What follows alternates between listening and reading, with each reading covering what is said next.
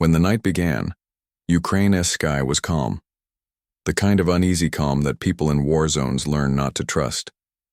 The wind carried the smell of autumn, and in cities like Kyiv and Lviv, people closed their windows against the chill, unaware that within hours the silence above them would split open with the roar of engines, the whistle of missiles, and the unending hum of drones. By the time the first siren screamed, it was already too late. What came next was not a single strike, not a limited raid, but a full-scale onslaught, one of the most relentless night attacks since the invasion began.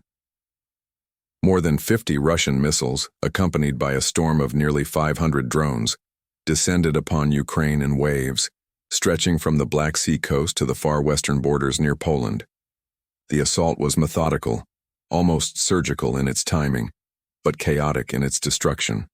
Cities that had gone to sleep in darkness woke to the thunder of explosions and the crackle of power lines set ablaze. In the first hours after midnight, Ukraine's air defense systems lit up the sky. Streams of tracer fire arced through the darkness, searching for the swarms of Iranian-made Shahed drones buzzing toward their targets.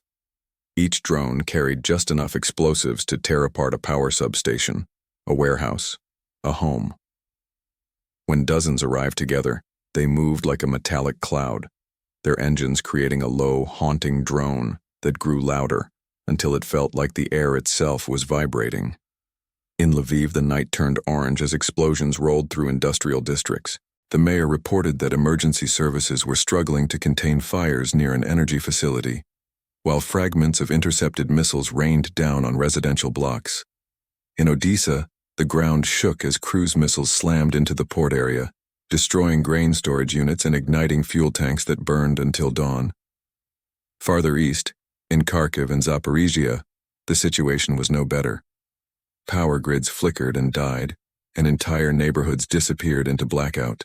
Inside air raid shelters, families huddled together, scrolling through phones for updates, whispering prayers as the world above them trembled. In one small town near Ivano-Frankivsk, a mother later told local reporters she had never heard anything like it, not even in the worst days of 2022. "It sounded like the sky was ripping apart," she said. "You could feel it in your chest." President Volodymyr Zelensky addressed the nation before sunrise, his voice tight with exhaustion but steady with defiance. He confirmed that 5 people had been killed and around 10 injured, though rescue operations were still ongoing. He described the attack as a deliberate attempt to terrorize civilians and paralyze the country's energy network before winter. "Russia is trying to make the cold their ally again," he said. "But Ukraine will not freeze, and we will not surrender." For many Ukrainians, this was not just another bombardment. It was a reminder that Moscow's war machine had no intention of slowing down. The Kremlin, faced with mounting losses at the front, appeared determined to strike where it could still inflict pain, from the air. Analysts noted that the sheer scale of the operation suggested weeks of preparation. Coordinating 500 drones and more than 50 missiles required logistics, intelligence, and intent. It was not random rage. It was calculated brutality. As dawn broke, the damage became visible in horrifying detail. Entire blocks in the Lviv region were reduced to rubble. Windows shattered miles away from the blast sites. Firefighters struggled to contain secondary explosions as stored gas ignited. Emergency generators kicked in across hospitals, but in several towns, they too failed, forcing medical staff to operate by flashlight.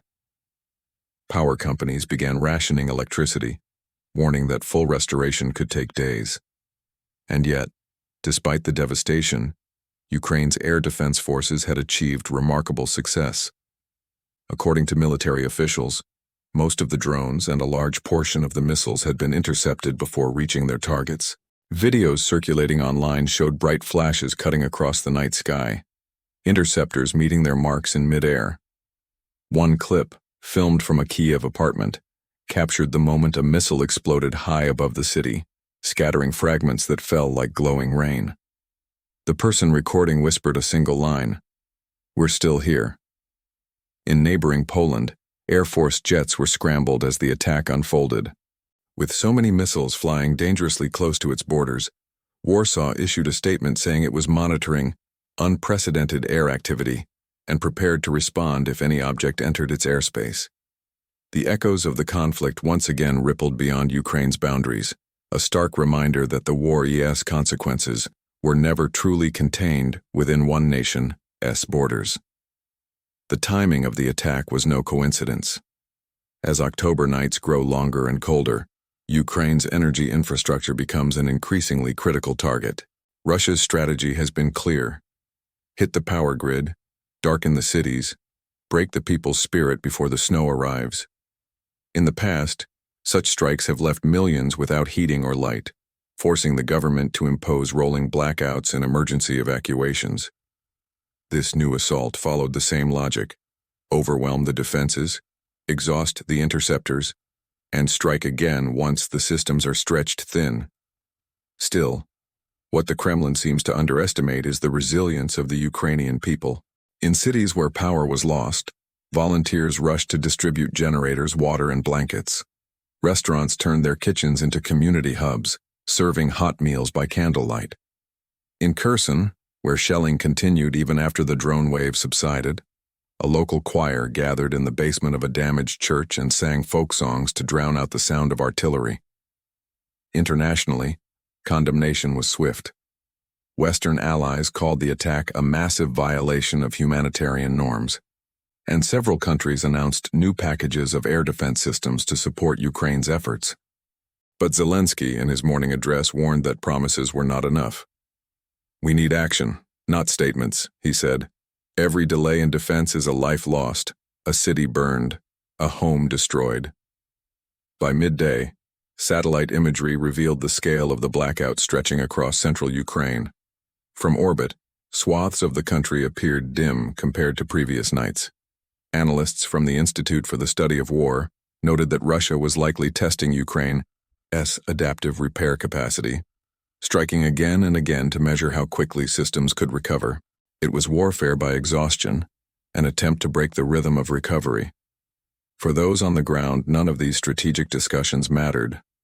What they saw were empty streets covered in debris, glass crunching underfoot, power lines lying like dead snakes across the road. In one Kyiv neighborhood, firefighters pulled an elderly man from the ruins of his apartment, his face covered in ash, but his hands still gripping the handle of a flashlight. "I kept it on," he told rescuers, "because I didn't want the dark to win." That sentence, simple, trembling, human, seemed to capture what this war has become. A battle not just for territory or politics, but for light itself. Russia sends darkness in the form of drones and missiles. Ukraine fights back with electricity, warmth, and willpower. Every blackout repaired, every generator restarted, is a small act of defiance. By the evening after the attack, emergency workers had restored partial power to several affected regions. Trains were running again, cell networks, though weak, were reconnecting, and in the heart of Kyiv, where the sky was still hazy with smoke, people gathered at Maidan Square. Someone brought a portable speaker, and for a few brief hours, the square filled with music. Not celebration, but survival. Russian state media, meanwhile, described the operation as a strategic precision strike targeting Ukrainian military facilities. But independent analysis of satellite images and on-site reports told a different story. Most of the damage was concentrated in civilian areas: residential blocks, hospitals, schools, and critical energy plants. The phrase precision strike had long since lost its meaning. Later that night, Zelensky held another briefing, thanking rescue teams, firefighters, and ordinary citizens who had spent the day clearing debris and helping neighbors. His tone was calm, almost subdued, but the message beneath it was sharp. "They want us to live in fear," he said, "but fear cannot survive where there is unity." He urged allies to accelerate delivery of advanced air defense systems, particularly Patriots and F-16s, to close the gap between detection and destruction. For Ukrainians, the rhythm of war continues. Sirens, shelter, silence, repair. Each attack is followed by another dawn, another count of the living and the lost. The faces change, the numbers shift, but the pattern remains, a grim loop that has defined their lives for nearly 4 years now. Yet within that loop, there is something Russia-S drones cannot touch, the unyielding pulse of a nation that refuses to vanish. Every missile that falls becomes another reason to rebuild. Every blackout becomes a test of endurance. And every life lost strengthens the collective vow that this war will not end in surrender. As night falls again over Ukraine, the cities glow faintly, patches of light flickering in defiance of the darkness that tried to consume them. Somewhere near the border, radar screens still hum, scanning for the next wave that will inevitably come. And in the distance, perhaps, a single drone engine begins to whisper again, a sound that has become both terrifying and familiar. But above all that noise, above the smoke and the sirens, another sound endures. The heartbeat of a country that, despite everything, keeps breathing, keeps fighting, and keeps lighting its own sky.